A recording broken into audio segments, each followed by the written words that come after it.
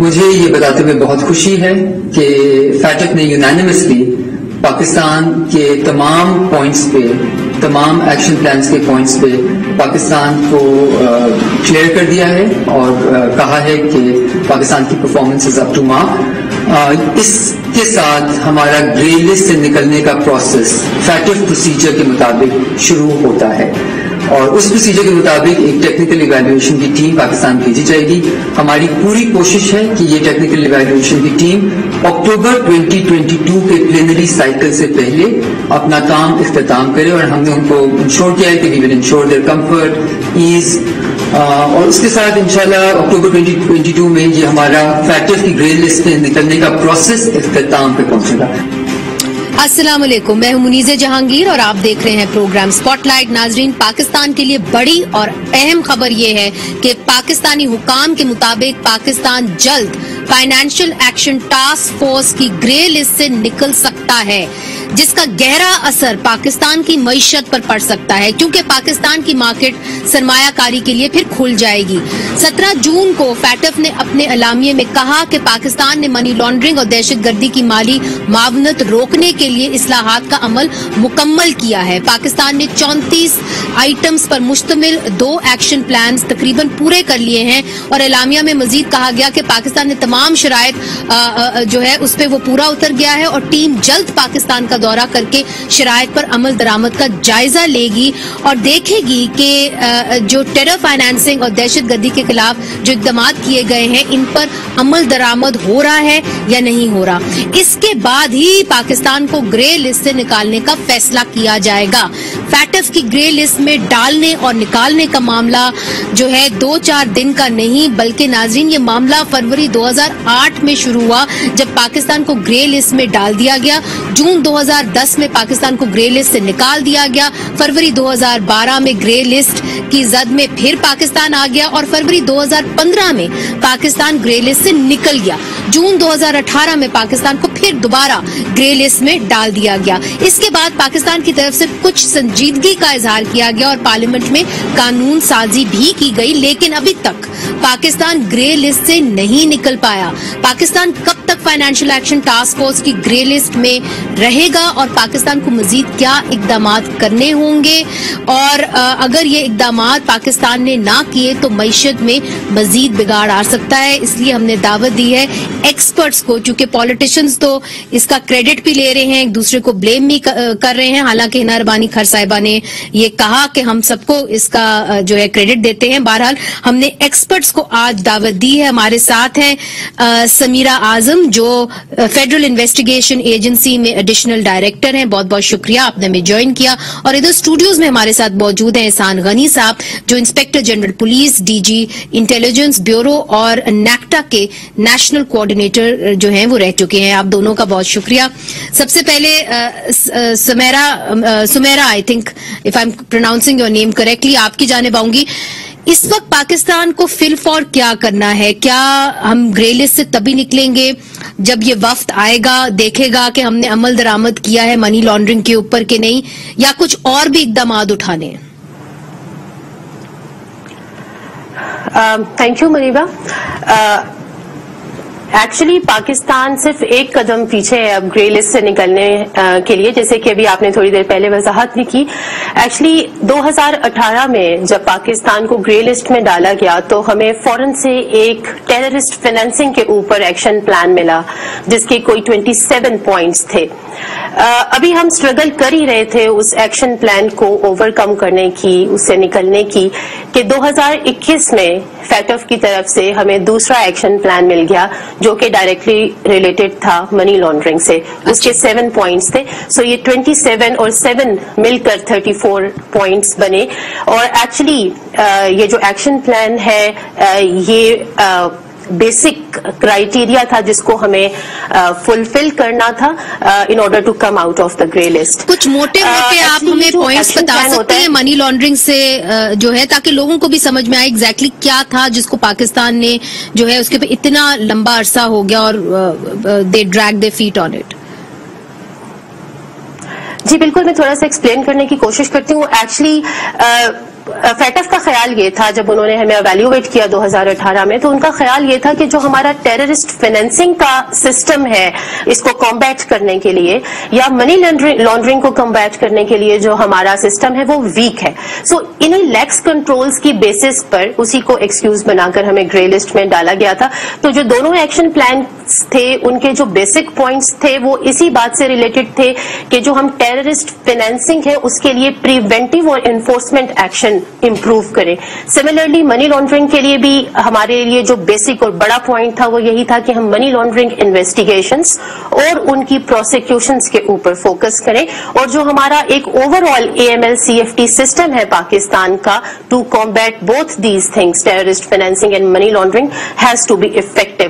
سو یہ ایکچولی ایک بیسک چیز تھی. اور پھر اس کے اوپر لاسٹ 4 ایئرز میں اسپیشلی بہت زیادہ کام ہوا اور پاکستان نے آج اپنی AML-CFT سسٹم کو اتنا مضبوط اور بہتر کیا کہ ایون فیٹف نے خود اس بات کی تعریف کی اور اس بات کو ایکنالج کیا کہ اب پاکستان کی جو یہ سسٹم ہے یہ اگزامپل ہے بہت زیادہ. مگر Sameera why did we even get there? لوگ تو یہ سوال کر رہے ہیں کہ ہم گرے لسٹ میں پہلے گئے کیوں، اور اس کے لیے احسان غنی صاحب سے میں پوچھوں گی. احسان غنی صاحب دیر آئے درست آئے مگر اتنی دیر لگ گئی، اس کے اندر ہم گرے لسٹ میں چلے گئے، ہماری معیشت کے پر اثر ہوا، GSP پلس جو ہے اسے اثر انداز ہوا. تو آپ کیا کہیں گے واٹ واز اٹ؟ کیونکہ آپ نے جو BBC کو انٹرویو دیا اس کے اندر آپ نے کہا کہ جو سیاسی جماعتیں تھیں وہ سنجیدہ نہیں تھی اس کے بارے میں. اچھا، وہ آپ نے اس کو خود ہی تھوڑا سا ایکسپلین کر دیا اس بات کو. ہم گرے لسٹ میں جاتے رہے، نکلتے رہے. اگر ہم 2012 کو لیں کہ ہم گئے گرے لسٹ میں، کوئی ماتم نہیں ہم نے کیا اس کا. پھر 15 میں نکلے تو کوئی جشن نہیں منایا اس کا ہم نے. پھر جب ہم 18 میں گئے تو ہم نے تھوڑا سا ماتم کیا. اور اب ابھی تک نکلے نہیں ہیں لیکن ہم جشن منانا شروع کر دیا ہے ابھی سے ہم نے. ایک تو ہمیں بہت شوق ہوتا ہے مشن اکمپلشڈ کا بہت جلد. دوسری جو اہم بات میں کرنا چاہوں گا ہیونگ سروڈ ان ڈفرینٹ کیپیسٹیز وہ یہ ہے کہ جو illicit فائنینشیل فلو ہے اس کو روکنا انٹرنیشنل جو فائنینشیل ریگولیٹری اتھارٹیز ہیں ان کے آبلیگیشن سے زیادہ ہمارے اپنے سروائیول کے لیے ضروری ہے. اب لوگوں کو تھوڑا سا یہ ایکسپلین کریں، اس لیے چونکہ جب آپ منی لانڈرنگ کی بات کرتے ہیں تو لوگوں کے دماغ میں یہ بات آتی ہے کہ یہاں پہ پھر کرمنلز بیٹھے ہوئے ہیں اور وہ بآسانی منی لانڈرنگ کر رہے ہیں اور ان کے اوپر کوئی چیک اینڈ بیلنس نہیں ہے اس ملک میں جہاں پہ ووٹ ملتا ہے کرپشن کے اوپر. جب یہ جب فیٹف ایک انٹر گورنمنٹل جو آرگنائزیشن ہے یہ جب بنائی گئی 89 میں تو اس کا فوکس صرف اور صرف منی لانڈرنگ تھا. اور وہ بھی اسپیسیفکلی بنایا گیا تھا جو ڈرگز سے پیسے جنریٹ ہوتے تھے پھر وہ منی لانڈرنگ ہو کے. اچھا، اب منی لانڈرنگ جو ہے وہ اٹ سیلف ایک بہت کمپلیکیٹڈ کام ہے. اس کو کرنا بھی وہ لیئرنگ اور پھر اس کو ری انٹیگریشن ہوتی ہے اس کی، اور اس کو پکڑنا اور روکنا ایک کمپلیکیٹڈ کام ہے. وائٹ کالر کرائم ویسے بھی بہت مشکل کام ہے. مگر بالخصوص جو جب آپ تھے نیکٹا سے منسلکا لیڈ کر رہے تھے تو فیٹف کے اندر کیا کس کے اوپر زیادہ زور ڈالا جا رہا تھا؟ واز اٹ منی لانڈرنگ یا ٹیرر فائنینس؟ جی میں آپ کو تھوڑا سا پیچھے جا کے جو کاؤنٹرنگ ٹیررزم جو ہمارا نیکٹا میں کام تھا اس کے 2 میجر کمپوننٹس ہیں. ایک کو ہم کہتے ہیں ٹیکٹیکل سیٹی جو یہ کینیٹک میجرز اور ملٹری اور پولیس ایکشنز ہوتے ہیں، اور ایک ہے اسٹریٹجک سیٹی جو CVE کو اور CFT ان چیزوں کو. تو نیکٹا میں ہم نے یہ کیا کہ جو ریکروٹمنٹ 3 پھر اس کے علاوہ ریکروٹمنٹ بہت اہم ہے ایک آرگنائزیشن کے لیے، اور فنڈنگ اور پروپیگینڈا. ٹھیک، تو ہم نے جب اس پہ کام کرنا شروع کیا تو اس وقت ہمیں فیٹف کا اتنا زیادہ اندازہ نہیں تھا. ہم وہ اپنے سروائیول کے لیے ہم نے شروع کیا. اور ہم نے میں نے جب یہ دیکھا اس کو تو وہ جس طرح کہتے ہیں نا سورسر سٹون، یہ کوآرڈینیشن بٹوین آرگنائزیشنز، یہ وہ گدڑ سنگی آپ اس کو سمجھ لیں یا وٹ ایور، کوآرڈینیشن نہیں تھی. تو ہم نے ایک national task force on choking financing for terrorism بنائی جس میں 30 کے قریب ہم نے ادارے فیڈرل اور پروونشل اکٹھے کیے. پرابلم کیا تھا؟ پرابلم یہ ہوتا تھا کہ جب ہماری ٹیم جاتی تھی فیٹف کے کے پاس تو ان کے پاس ایمونیشن نہیں ہوتا تھا.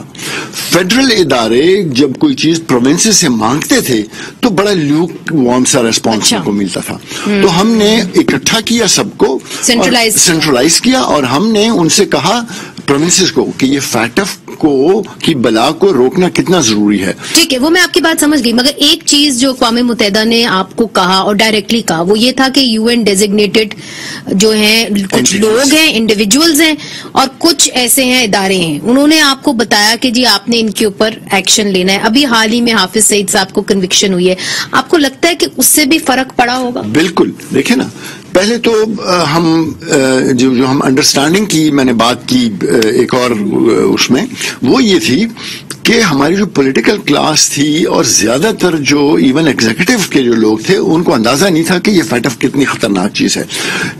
سو مچ سو کہ ایک میٹنگ میں ایک چیف منسٹر نے, یہاں تک ہے یہ اگست 2017 کی بات, انہوں نے کہا کیا ہوا اگر ہمیں گرے لسٹ میں کر دیں, بلیک لسٹ میں کر دیں. یعنی شہباز شریف صاحب نے نہیں اس وقت کے وزیر اعظم ہے, ظاہر ہے 2017 میں چیف منسٹر تو وہی نہیں, وہ 4-5 چیف منسٹر تھے, ان میں کوئی بھی ہو سکتے تھے. اینی وے, جب ان کو ہم نے اور فورن سیکرٹری تیمینہ جنیجو تھی, جنجوا تھی اس وقت, انہوں نے کہا آپ کو اندازہ نہیں ہے کہ آپ کیا بات کر رہے ہیں, تو وارننگ بیلز. ٹھیک ہے, اچھا, اب یہ کام تب سے شروع ہو گیا کہ, اور پھر ایک اور اجازت نہیں آپ, تو ایک اور کام یہ ہو گیا کہ ہماری ریلیونس کم ہو گئی. پہلے 2008 میں گئے, 12 میں گئے, فلانے میں گئے, وی ڈنٹ بادر, کیونکہ ہمیں امریکہ کی آشیرواد حاصل تھی. اب جب ہمارا ان کے لیے کم ہونے لگا ریلیونس, تو انہوں نے کہا اب ان کو ظاہر ہے. سمیرہ صاحبہ, جو آپ سے بات میں کرنے کی کوشش کر رہی ہوں وہ یہ ہے کہ لوگ اب جاننے کی کوشش کرتے ہیں کہ جی اگر ہم نے فیٹف کی گرے لسٹ سے نکلنا ہے تو ایک تو آپ کہہ رہے ہیں کہ جی ہم نے بڑا اچھا کام کیا, وہ تو ماضی میں ہو گیا, مگر اب آپ نے کیا کرنا ہے جس سے ہم گرے لسٹ سے نکل سکتے ہیں, وہ کیا مانگ رہے ہیں ہمارے سے؟ جی منیبا, ایکچولی یہ ایک پروسیجرل ریکوائرمنٹ ہے. فیٹف کا جو ایویلویشن پروسیس ہے اس میں بیسکلی یہ ہوتا ہے کہ سب سے پہلے ہم اپنی ایک رپورٹ سبمٹ کرتے ہیں فیٹف کو, اور وہ ڈفرینٹ فریکوینسیز اینڈ انٹرولز ہیں جن پر وہ ہم سے ہماری رپورٹ مانگتے ہیں. سو ونس وہ رپورٹ سبمٹ ہو جاتی ہے تو اس کے بعد فیس ٹو فیس انٹریکشن ہوتا ہے ہمارا فیٹف کی ٹیم کے ساتھ, جس میں ہم اپنی پرفارمنس کو پروجیکٹ اور پریزنٹ کرتے ہیں, followed by questions and answer from almost 40 countries جو کے ممبرز ہیں. سو ادھر ہم اپنی پرفارمنس کو ڈیفینڈ کرتے ہیں. اس سیشن کے بعد جو ریزلٹ والا سیشن ہوتا ہے اس میں ایکچولی یہ ڈیسائیڈ ہوتا ہے کہ فیٹف ہماری پرفارمنس سے جو کہ ہم نے رپورٹ کی سیٹسفائیڈ ہے یا نہیں. ان کیس وہ سیٹسفائیڈ نہیں ہے تو ہمیں فردر رپورٹنگ کے لیے کہا جاتا ہے, لیکن ان کیس وہ سیٹسفائی ہو جائے تو جو اچیومنٹ ہوتی ہے وہ یہ کہ وہ آن سائٹ وزٹ اناؤنس کر دیتا ہے FATF. On site visit actually اس بات کی ایک طرح کی انٹیمیشن ہے کہ آپ نے ہماری تمام ریکمینڈیشنز کمپلائی کر لی, جو کی گولز ہم نے ڈیفائن کر کے آپ کو دیے وہ آپ نے اچیو کر لیے. اب ہم آن گراؤنڈ آ کر اسیس کرنا چاہتے ہیں اور دیکھنا چاہتے ہیں آپ کے سسٹمز کو پریکٹیکلی. سو پاکستان جیسے کہ میں نے کہا کہ صرف ایک قدم کے فاصلے پر ہے اب گرے لسٹ سے باہر آنے کے لیے, وہ اسی سینس میں کہ یہ جو آن سائٹ وزٹ ہے فیٹف کی ٹیم کا, انہوں نے وہ اناؤنس کر دیا ہے کہ اب وہ لٹرلی پاکستان اور جب وہ آن سائٹ آئیں گے اور دیکھیں گے کہ آپ نے آن دا گراؤنڈ کیا کیا ہے, تبھی آپ کو وہ گرین لائٹ ملے گی اور ہم گرے لسٹ سے جو ہے باہر آ سکیں گے. کیا کچھ سوچ بچار ہے ہماری ایجنسیز کے اندر کہ جی اب اگر ہم نے فیٹف کی گرے لسٹ سے باہر رہنا ہے اور ہم نے IMF سے بھی مستفید ہونا ہے, GSP پلس سے بھی مستفید ہونا ہے, تو ہمیں کوئی سسٹمز ڈیوائز کرنے پڑیں گے جو ہر گورنمنٹ کے اندر موجود ہوں. کچھ ایسا پلاننگ ہے آپ کی؟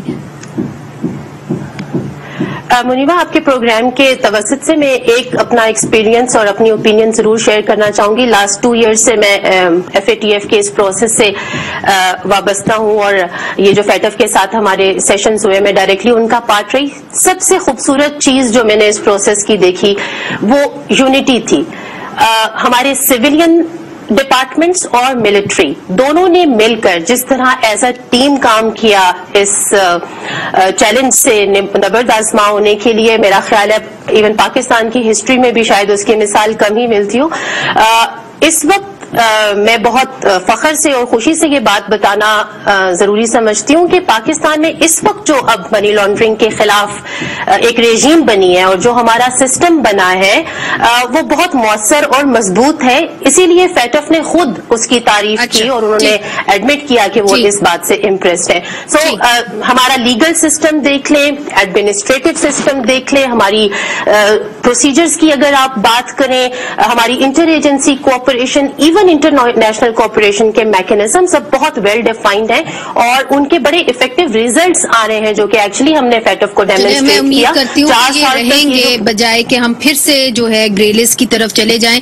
مگر جو آپ نے بات کی کہ جی اچھی کوآرڈینیشن رہی ہے, جس طرح غنی صاحب کہہ رہے ہیں کہ جی پہلے پروونسز کے درمیان جو ہے وہ اچھی کوآرڈینیشن نہیں ہوتی تھی سینٹر اور پروونسز کے درمیان, مگر پھر انہوں نے معاملات کو سینٹرلائز کیا. فرحت اللہ بابر صاحب مشہور سیاستدان بھی ہیں, انہوں نے کہا کہ جن لوگوں نے ہمیں فیٹف کی گرے لسٹ سے میں ڈالا انہی لوگوں نے اب نکال بھی لیا ہے. تو جو کور گروپ کی بات بھی کی گئی اور ٹیررزم کی پاکستان کے اندر بات کی گئی, کیا آپ سمجھتے ہیں it's a thing of the past now, یا آپ سمجھتے ہیں کہ صرف فیٹف کو اب سیٹسفائی کرنے کے لیے ہوا ہے اور پھر معاملات پھر سے بگاڑ کی طرف چلے جائیں گے؟ چونکہ دیکھیے اب طالبان کے ساتھ مذاکرات بھی جاری ہیں, تحریک طالبان کے پاکستان کے ساتھ, اس کا کیا اثر ہوگا؟ یہ جو ہے نا, وی آر تھوڑا ٹینجنٹ پہ جا رہے ہیں, but it's a very very relevant thing. اور میرا ذاتی خیال یہ ہے, پروفیشنل ایون, کہ یہ ہم بالکل غلط سمت میں جا رہے ہیں.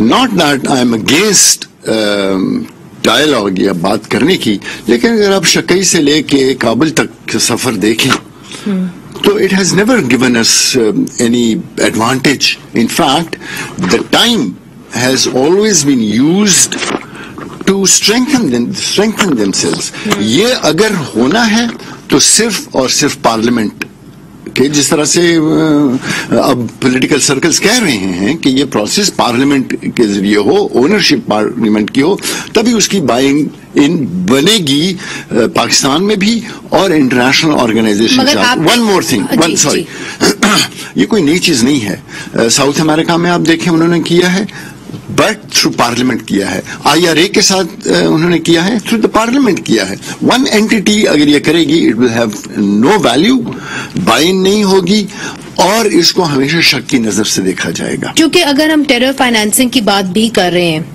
آپ کی نظر میں کیا ہم فار گڈ گرے لسٹ میں آ گئے, یا آپ سمجھتے ہیں کچھ انسٹیٹیوشنل گرے لسٹ سے نکل گئے, یا کہ کچھ انسٹیٹیوشنل چینجز کرنے کی ضرورت ہے؟ بالکل بالکل ہے. ہمیں یہ جو ہم ابھی چیخنا شروع ہو گیا نا, we have to sustain it. اس میں بہت کریڈٹ کی اگر بات ہوتی ہے تو بہت سارے لوگ جن کا پتہ ہی نہیں ہے, جو ساری آپ ہمیں تجویز دے دیں کہ جی آپ سمجھتے ہیں. ایک یہ کہ جو ٹیم آئے گی, پہلی بات تو پہلے وہ برج کراس کرنا ہے, تو جن سے انہوں نے ملاقاتیں کرنی ہے, میں جتنے بھی ادارے ہیں اس میں شامل, ان سے یہ ریکویسٹ کروں گا کہ ان کو آپ بریف کریں کہ یہ ہم نے کیا. کچھ لوگوں کا پتہ نہیں ہوتا کہ ہم اتنا کام کر لیا ہے, ہمیں بھی اب نہیں پتا, getting out of the government ہمیں نہیں پتا ہوتا, لیکن یہ ایک ہمیں ایمفسائز کرنا چاہیے ان کو کہ دوسری بات, ایک پہلی بات ہوئی, اور دوسری بات کہ جو ہم جو وہاں پہ کیا چیز امپورٹنٹ ہوتی ہے, وہاں ہوتی ہے کہ کیسز کتنے ہوئے, پروسیکیوٹ کتنے ہوئے منی لانڈرنگ کے, ٹیرر فائنینسنگ کے, اور کنوکٹ کتنے ہوئے. تو ہماری جو انویسٹیگیٹنگ, جو پروسیکیوشن, جوڈیشری ہے, ان کی ٹریننگ بہت زیادہ, اس پہ کام ہو رہا ہے, لیکن اس کو روکنا نہیں چاہیے اس کو. اور تو ٹریننگ کی بہت ضرورت ہے جوڈیشری کی, جس طرح کہ آپ نے بتایا, اور ہم نے بھی پڑھا کہ جوڈیشری کے اندر جتنے بھی کیسز ہیں اس کے اندر سے زیادہ تر جو ہیں وہ آلموسٹ اختتام پذیر ہیں, مگر کچھ ایسے بھی ہیں جہاں پہ کنوکشنز نہیں ہوئی. تو اس چیز کو بھی دیکھا جائے گا. بہت بہت شکریہ احسان غنی صاحب, آپ نے ہمیں جوائن کیا, اور سمیرہ صاحبہ آپ نے بھی ہمیں جوائن کیا. بہت امپورٹنٹ ایشو ہے, ان دونوں ایکسپرٹ سے جاننا ضروری تھا کہ اب جب کہ فیٹف کی ٹیم آئے گی, کیا ہم گرے لسٹ سے نکل پائیں گے کہ نہیں نکل پائیں گے. جس طرح کہ سمیرہ صاحبہ کہہ رہی تھیں کہ جو انڈیکیشن ہے ان کے آنے کی وہ اچھی ہے, اور اگر وہ سیٹسفائیڈ ہوئیں تو پھر پاکستان جو ہے وہ گرے لسٹ میں سے نکلنے کے لیے کامیاب ہو جائے گا. ناظرین ادھر ایک وقفہ لیتے ہیں, وقفے کے بعد پھر سے حاضر ہوتے ہیں. Welcome back. مہاجرین کا عالمی دن آج منایا جا رہا ہے. اقوام متحدہ جنرل اسمبلی کے تحت 20 جون کو مہاجرین کا عالمی دن منایا جاتا ہے. دنیا بھر میں ابتر سیاسی اور معاشی حالات کی وجہ سے 4 करोड़ इंसान पनाह की तलाश में हैं। अक़वाम मुत्तहिदा के हाई कमीशन बराए महाजरीन के मुताबिक 2.5 करोड़ वो लोग हैं जो अपने ही मुल्क में दरबदर हैं। अफगानिस्तान में तालिबान ने जब से कब्जा किया है तब से 2.5 लाख अफगान शहरियों ने वीजे और बगैर वीजे के पाकिस्तान का रुख किया है। पाकिस्तान दफ्तर खारजा के मुताबिक पाकिस्तान पिछली 4 दहाइयों से 30 लाख रजिस्टर्ड और गैर रजिस्टर्ड जो अफगान लोग हैं उनकी मेजबानी कर रहा है। इसके अलावा 4 लाख रोहिंग्या भी पाकिस्तान में पनाह लिए हुए हैं। दूसरे मुल्कों के शहरियों को पनाह देने में पाकिस्तान सैरे फहरिस्त है। नाज़रीन, पाकिस्तान में मौजूद जो अफगान शहरी तालिबान के कब्जे के बाद आए, हुकूमत पाकिस्तान ने इनको महाजरीन का दर्जा देने से इनकार कर दिया। हुकूमत पाकिस्तान का मौक़िफ़ है कि इंसानी हमदर्दी के तौर पर उन्हें पाकिस्तान में क़याम की इजाज़त तो दे सकते हैं, लेकिन महाजरीन का दर्जा देकर अपनी मुश्किलात में मज़ीद इजाफा नहीं कर सकते। इस वक्त हमारे साथ हैं कैसर खान अफरीदी, अक़वाम मुत्तहिदा हाई कमीशन बराए महाजरीन के तर्जुमान हैं। आपका बहुत बहुत शुक्रिया, आपने हमें ज्वाइन किया। और इसी मौजू के ऊपर बातचीत करने के लिए हमारे साथ है पाकिस्तान पीपल्स पार्टी के कादिर खान मंदोखेल साहब, जो कौमी असम्बली की कमेटी बराए लॉ एंड जस्टिस के मेंबर हैं, और जो फॉरेन अफेयर्स का इस वक्त ओहदा है वो भी बिलावल भुट्टो जरदारी साहब के पास है।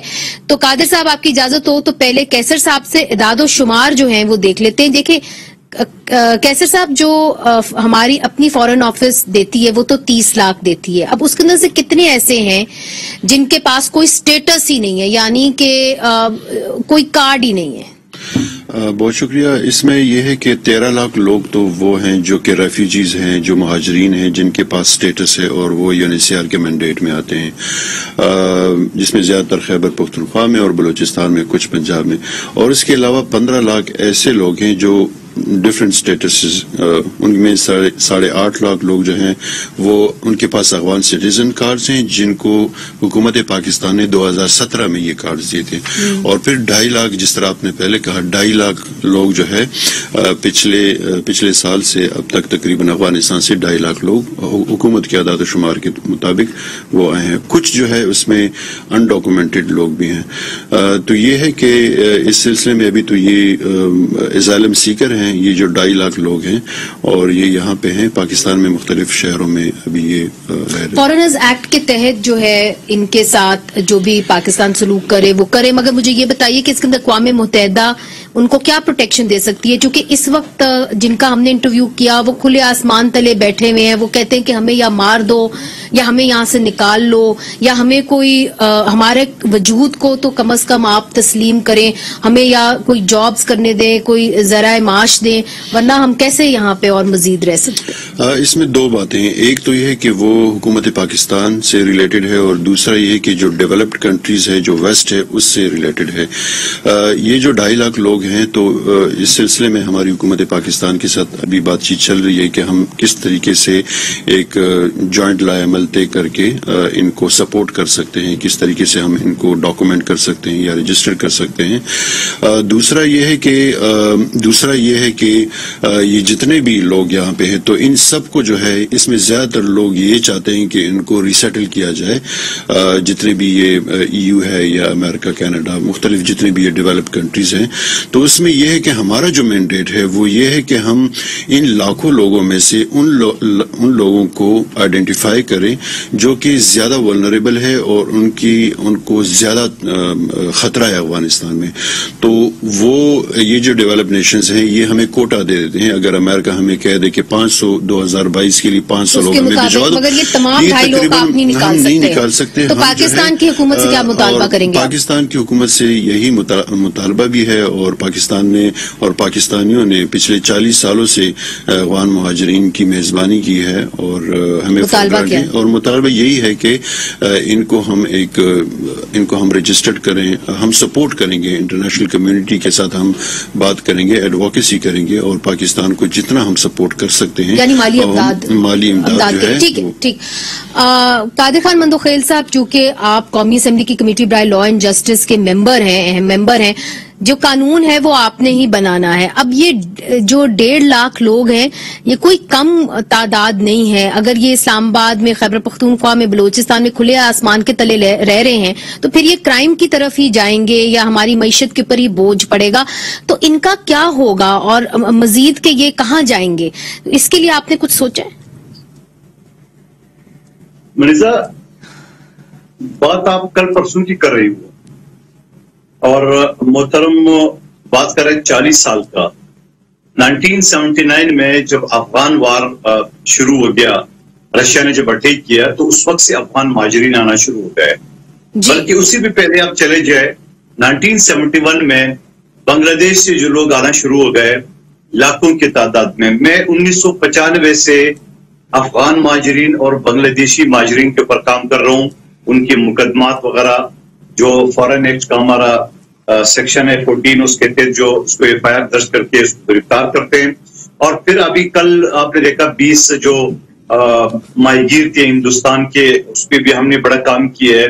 मगर आपकी नजर में जो ये पिछले 1 साल में जब से तालिबान ने कब्जा किया है काबुल के ऊपर, तो आपकी नजर में आपके पास इंफॉर्मेशन होगी कितने लोग फिर आए हैं पाकिस्तान अफगानिस्तान से? नहीं, यहाँ मुनिज़म में बताऊं कि जब से तालिबान की बात आप करे हो, यहाँ तो जो मैंने देखा है ब्लू एरिया में जो लोग बैठे हुए हैं, मैं अभी पिछले हफ्ते भी वहां से गुजरा था तो मैंने देखा उसमें। और अफगानिस्तान की मईशत हमसे ज्यादा मुस्तहकम है और अभी लोग नहीं आए हैं। ये वो लोग आए जो पर्शियन स्पीकिंग है, ये वो लोग आए पश्तो स्पीकिंग। मेरे हिसाब से मोहतरम मेरे साथ एग्री करेंगे, मुझे एक भी आदमी मेरे नॉलेज में नहीं है कि पश्तो स्पीकिंग अफगानिस्तान से है। मेजॉरिटी वहां पश्तो स्पीकिंग है, ये पर्शियन स्पीकिंग। तो पर्शियन स्पीकिंग जरूर है, दरी बोलते हैं वो, जो भी जबान है नॉन पश्तो स्पीकिंग आप कह दो कि वहां 60-70% पश्तो है, बाकी जो दूसरी कौमें है। सवाल मेरा ये है, जो आपका बुनियादी इशू है ये है कि 42 साल से जब ये अफगान माजरीन या उससे पहले जो बांग्लादेशी माजरीन का, हमने उसके लिए कोई क्राइटेरिया नहीं बनाया। जबकि आप अगर यूरोप के मुल्कों में चले जाए, आप अमेरिका में चले जाए, 5 साल से ज्यादा जो लोग वहां पे रहते हैं उनको नेशनलिटी मिल जाती है। हमारे यहाँ भी नेशनलिटी एक्ट मौजूद है, मगर उसके ऊपर अमल दरामद की बहुत सारी जो यहाँ पे कौमें हैं वो खड़ी हो जाती है, नहीं जी इसको नहीं देना है, उसको नहीं देना है। तो इसके ऊपर मैं बांग्लादेश कौंसलेट से पिछले 20-25 साल से 28 साल जी कादिर साहब आपकी बात को क्या कहते हैं, वो ये कहता है कि नहीं जी हम मानने को तैयार नहीं है। मैं अफगान कौंसलेट के साथ काम कर चुका हूँ कई जमाने तक, वो कह रहे हम मानने को तैयार नहीं है। लेकिन जब अफगान कौंसलेट और बांग्लादेश कौंसलेट उनको मानने को तैयार नहीं है, तो हुकूमत पाकिस्तान ने उसके लिए रास्ता बनाना है। और रास्ता मेरे हिसाब से वाहिद हाल ये है कि इनको आप नेशनलिटी ऑफर करेंगे। लाखों की तादाद में 30 लाख या 50 लाख लोगों को बाहर निकालना नामुमकिन वाली बात है। कादिर साहब अब मुझे आपकी बात क्लियरली समझने दें प्लीज। वो यही है कि आप ये कह रहे हैं कि जो अब अफगान नए आए हैं और उनके पास POR कार्ड नहीं है, और वो जिस तरह आपने भी बताया वो एम्बेसी रोड पे इस्लामाबाद में बाहर बैठे हुए हैं, जो हमने देखे हैं उनमें से बहुत सारे शिया हजारा हैं। तो और आपको पता है कि कैसे वहां पे धमाके हुए हैं शिया हजारास के खिलाफ भी, और दाइश ने किए। तो अब इनका क्या फ्यूचर है पाकिस्तान में? बिलखुसूस आपकी हुकूमत इनके लिए कोई कानून साजी करने को तैयार है? मेरे हिसाब से बिल्कुल तैयार होने चाहिए, क्योंकि बिल्कुल आपने जो बात की हजारा का या तशी जो है, और ये बेसिकली मैं उसको मेजॉरिटी ये पर्शियन स्पीकिंग होते हैं। तो अब ये लोग वहां पे अफगान तालिबान के साथ या तालिबान जो रिजिम है उनके साथ वो एडजस्ट नहीं हो रहा है, इस वजह से ये माइग्रेट करने पे ये मजबूर हुआ है। अच्छा, तो मैं ये कहूँगा कि आपको मैं ये कह रहा हूँ कि पूरी तौर पे UNHCR के तहत जो हमारी पाकिस्तान ने जो हम तस्लीम कर रहे हैं, यहाँ काम कर रहे हैं, उनको एक टेम्पररी कार्ड इनको इशू करना चाहिए, जैसे दुनिया भर इशू होते हैं। इस तरह लावारिस लोगों को अब रेड जोन में आपको छोड़ के मैं कहता हूँ नुकसान होगा। जी बिल्कुल, उसको प्रूफ ऑफ रजिस्ट्रेशन कार्ड कहते हैं। अब आपने कहा कि उनको प्रूफ ऑफ रजिस्ट्रेशन कार्ड मिलनी चाहिए, उसके लिए क्या करना होगा ये हम जानेंगे। छोटा सा वक्फा लेते हैं, वक्फे के बाद हाजिर होते हैं। वेलकम बैक नाजरीन। कैसर साहब अब मुझे ये बताइए कि कादिर मंदोखेल साहब जो इस कमेटी के मेंबर हैं लॉ एंड जस्टिस के, वो ये कहते हैं कि जी पाकिस्तान जो भी अफगान जिनके पास कोई भी प्रूफ नहीं है उनको कम से कम हम प्रूफ ऑफ रजिस्ट्रेशन कार्ड देने को तैयार हैं। अब उसके लिए अक़वाम मुत्तहिदा कैसे मदद कर सकती है, इनका क्या हाल है? गुजारिश ये है कि जब ये पहले POR कार्ड दिए जा रहे थे 2006-07 में, तो UNHCR ने ही इनको सपोर्ट किया था, फाइनेंशियल सपोर्ट UNHCR ने ही दी थी। अभी लास्ट ईयर जो है एक प्रॉपर मश्क हुआ था जिसमें जितने भी POR कार्ड होल्डर हैं उनको जो है कमिश्नरेट ने, सैफरॉन मिनिस्ट्री के अंडर कमिश्नरेट्स आते हैं, इन्होंने UNHCR के सपोर्ट के साथ जो है हमने फंड किया था इसको, और इनको बाकायदा से एक 6 माह का एक्सरसाइज था, तो इनको इनके डेटा को वेरीफाई किया, इनको अपडेट किया और इनको नए स्मार्ट कार्ड्स दिए गए। मगर तो वो भी UNHCR यहाँ पे बैठे हुए एक मेंबर, अहम मेंबर बैठे हुए हैं, अब तो इनको क्या करना है? हम तो यही गुजारिश यही है कि हम हुकूमत के साथ हम यही एडवोकेसी करते हैं कि ये जो लोग हैं इनको रजिस्टर्ड किया जाए, इनकी डॉक्यूमेंटेशन की जाए, और हम जो भी सपोर्ट हमारी तरफ से चाहिए होगी तो हम सपोर्ट देने के लिए तैयार हैं। ठीक। कादिर साहब, आपने बात सुनी कैसर साहब की, वो ये कहते हैं कि जी आपको ही पहला कदम उठाना होगा अगर आपने इनको एक तरीके से कानूनी धारे में लाना है और इनके बारे में कुछ करना है। सो ये जो प्रूफ ऑफ रजिस्ट्रेशन है, इसके लिए क्या करना होगा? हुकूमत अब क्या करेगी? देखिए मुनीजा, बड़ा आसान प्रोसेस है, ये ग्लोबली लॉ है। जब आपके मुल्क में कोई बाहर से दूसरा जाता है तो आप उसका रजिस्ट्रेशन करते हैं, आप उसको नाम कोई भी दे दे तो वो रजिस्ट्रेशन होता है, बल्कि बॉर्डर पे होता है, UNHCR करते हैं, दूसरे अदारे करते हैं, पाकिस्तानी अदारे करते हैं, और वो रजिस्ट्रेशन इस वजह से भी मुनीजा ये है, मैं थोड़ा सा अपने वजीर दाखिला से भी मुखातिब होकर बात करूंगा कि अगर आप इस तरह मादर पितर जो आप छोड़ेंगे तो ये कुछ भी कर सकते हैं, ये कोई भी दहशतगर्दी में खुदा ना खास्ता मलूस हो सकता है। तो रजिस्ट्रेशन इसकी जरूरी है, तम ऑपरेशन सारी चीजें जरूरी है ताकि खुदा ना खास्ता ये किसी इलीगल एक्टिविटीज में मलूस ना हो। और दूसरी बात ये कि इंटरनेशनल कानून है, आप उसकी रजिस्ट्रेशन कराए, आप नेशनलिटी दे रहे या नहीं दे रहे, आप उसको खाना दे रहे हो या नहीं दे रहे हो, वो एक अलग इशू है जो कि वो भी करना चाहिए, मगर रजिस्टर्ड तो पूरी तौर पर होना चाहिए ताकि ये खुद में महफूज हो और जो हमारे जो लॉ एंड ऑर्डर की सिचुएशन है उसको भी बंदा कवर कर सके कि कौन हमारे है, कौन हमारे नहीं है, या कौन रिफ्यूजीज है। और फिर चूंकि मुनीजा असेंबली का सेशन चल रहा है, बजट सेशन चल रहा है, कोई और इशू नहीं उठा सकते हैं, तो मैं इंशाल्लाह आपसे वादा करता हूं कि जो भी इसके बाद सेशन शुरू होगा तो मैं असेंबली के फ्लोर पे इनके लिए आवाज उठाऊंगा और इनको जरूर जो कानूनी जो इंटरनेशनल जो उनके हुकूक है उनको मिलना चाहिए, रजिस्ट्रेशन तो पूरी तौर पे जी। ये आपने बात सुन ली कादिर साहब की। अब मुझे ये बताइए कि अगर इनको प्रूफ ऑफ रजिस्ट्रेशन मिल जाती है तो उनको क्या सहूलियात मिल जाएंगी? इसमें तो यही है कि जो जिनके पास प्रूफ ऑफ रजिस्ट्रेशन कार्ड्स हैं तो वो बैंक अकाउंट खोल सकते हैं, वो यहाँ पे रह सकते हैं, वो पाकिस्तान में ट्रैवल कर सकते हैं, तो उनको काम कर सकते हैं, इनफॉर्मल सेक्टर्स में काम कर सकते हैं और दाखिला ले सकते हैं, और ज्यादा फैसिलिटीज, हाँ, स्कूल के अंदर दाखिला ले सकते हैं, हॉस्पिटल्स जा सकते हैं, तो ये जो है ना फैसिलिटीज अवेल कर सकते हैं। तो ये है कि बहुत बड़ी सहूलत, बेसिक बुनियादी सहूलत जो है वो इनको मिल जाएगी। बहुत बहुत शुक्रिया कैसर साहब, आपने हमें ज्वाइन किया। कादिर साहब, बहुत ही अहम इशू के ऊपर जो है आपने ये कहा है कि ये आप नेशनल असेंबली के फ्लोर के ऊपर इसको उठाएंगे और इसका हल ढूंढने की कोशिश करेंगे, क्योंकि नाज़रीन इस वक्त अफगानिस्तान के अंदर लड़कियों के लिए स्कूल बंद हैं और जितनी भी अफगान फैमिलीज यहाँ पे आई हुई हैं वो वापस जाने से कतराती हैं, क्योंकि अगर वापस गई तो अपनी बच्चियों को पढ़ा नहीं सकेंगे, और दूसरी तरफ से जो खवातीन हैं और बाहर निकल के काम करती हैं वो भी काम नहीं कर पाएंगी, और जो एक गुर्बत की लहर आई हुई है अफगानिस्तान में उसके तहत इनको जॉब्स भी मिलना बहुत मुश्किल है। इनका कोई ना कोई स्टेटस तो होना चाहिए, नहीं तो जमीन बहुत तंग हो गई है इनके लिए। मुनीज़ जहांगीर को आज के लिए इजाजत दीजिए। खुदा हाफिज।